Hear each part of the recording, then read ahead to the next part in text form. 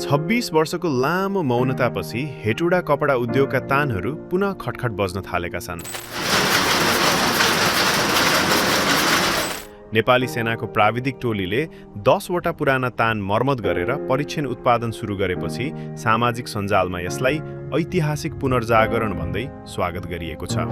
तर भावना र तालीको पर्दा पछाडि एउटा कठोर आर्थिक यथार्थ लुकेको छ। विक्रम सम्वत 2032 मा चीन सरकारको सहयोगमा स्थापित यो उद्योग कुनै बेला नेपालको स्वाभिमान थियो। 2040 को दशकमा यसले वार्षिक 10 करोड भन्दा बढीको कपडा बेचेर राम्रो नाफा कमाएको थियो। तर 2046 को परिवर्तनपछि भित्रिएको अत्यधिक राजनीतिक हस्तक्षेप, 1000 भन्दा बढी कार्यकर्ताको भर्ती र चरम कुव्यवस्थापनका कारण उद्योग 23 करोड भन्दा बढी नोक्सानीमा गयो। अन्ततः 2057 सालमा सरकारले तालचा मार्न बाध्य भयो। अहिले सेनाले 1 अर्ब 93 करोड रुपैयाँको पुनरुत्थान गुरु योजना अघि सारेको छ। तर आर्थिक र प्राविधिक विज्ञहरूले 3 वटा ठूला चुनौती औल्याएका छन्। 32 इन्चको पुरानो प्रविधि। आजको आधुनिक गभर्मेन्ट बजार 58 देखि 60 इन्च चौडाइको कपडामा चल्छ। 32 इन्चको कपडाबाट लुगा सिलाउँदा कपडा धेरै खेर जान्छ र लागत महँगो पर्न जान्छ। 1 अर्ब 93 करोडको भारी लगानी।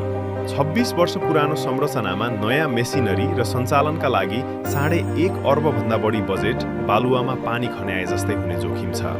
सप्लाई चेनको विच्छेद। पहिले धागो दिने बुटवल धागो कारखाना आफै बन्द छ र देशमा कपास खेती शून्य छ। बाहिरबाट महँगो धागो किनेर भारत र बङ्गलादेशका सस्ता कपडासँग प्रतिस्पर्धा गर्न असम्भव प्राय छ। कारखानाको मेसिन घुमाउनु ठूलो कुरा होइन, उत्पादित सामान बजारमा बेचेर नाफा कमाउनु मूल कुरा हो। सेना, प्रहरी र निजामती कर्मचारीको पोसाक खरिद गरेर केही वर्ष उद्योग बचाउन सकिएला। तर दिगो बनाउन प्रविधिको पूर्ण प्रतिस्थापन र नोकरशाही मुक्त व्यावसायिक व्यवस्थापन अनिवार्य छ। तपाईलाई के लाग्छ? हेटुडा कपडा उद्योगको यो पुनरुत्थान आत्मनिर्भरतातर्फको ठोस कदम हो वा केवल सामाजिक सञ्जालको क्षणिक वाहवाही? आफ्नो विचार तल कमेन्ट गर्नुहोस्।